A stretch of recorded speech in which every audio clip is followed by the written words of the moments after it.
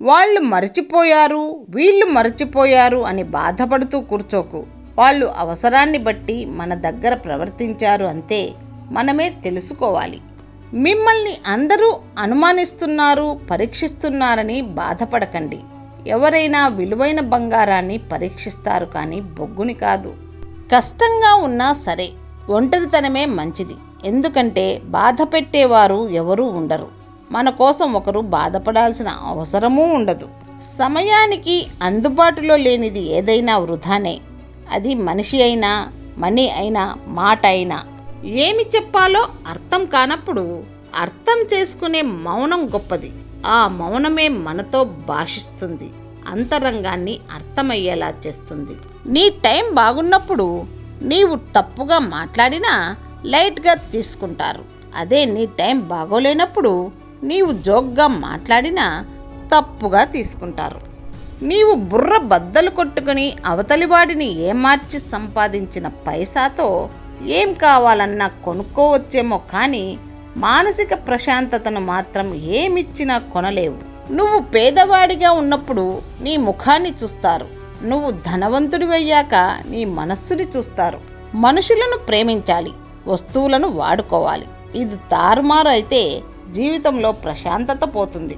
నచ్చి ఒకరిని ప్రేమిస్తే ఆ బంధం ఎన్ని రోజులు ఉంటుందో చెప్పలేం కానీ ఒక్కరిని నమ్మి ప్రేమిస్తే ఆ బంధం ఎప్పటికీ ఒకేలా ఉంటుంది. జీవితంలో సవాళ్లను ఎదుర్కో.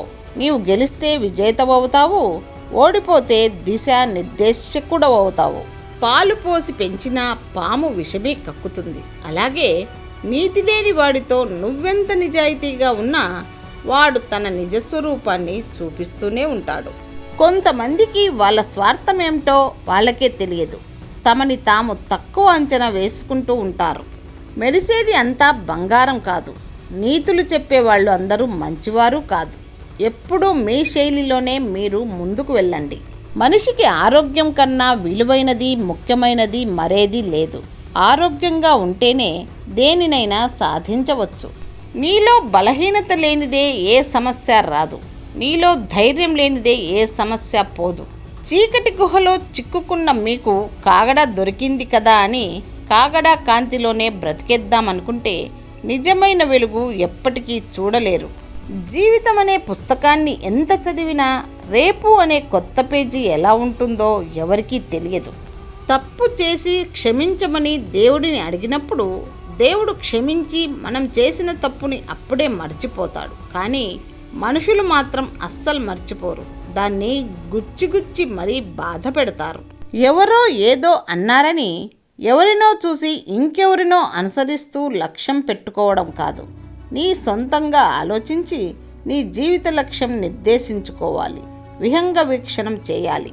నీవు విజయం సాధించాక నీతో నడిచే వాళ్ళకంటే నీ గెలుపు కోసం నీ వెంట నడిచిన వాళ్ళని గుర్తుపెట్టుకో. పొగడ్త కంటే విమర్శే విలువైనది. కళ్ళకు కమ్మిన పొరలను తొలగించి మన లోపాలను తెలుసుకునే అవకాశం కల్పిస్తుంది. నీవు చూసేవి, నీవు వినేవి అన్నీ నిజాలు కావు. ఒకరు తప్పించుకోవడానికి ఇంకొకరిని బలి చేసే రోజులివి. జాగ్రత్త. ఆస్తిని 7 తరాలకు అందివ్వలేకపోయినా సద్గుణాలను 1 తరానికి అందివ్వండి. అది 7 తరాలకు నిలిచి ఉంటుంది. భార్య అసహనంతో మరియు సంస్కారహీనంగా ఉంటే కుటుంబం నాశనం అవ్వడం తప్పదు. అలాంటి కుటుంబంలో ఎప్పుడూ శాంతి సంతోషాలు ఉండవు.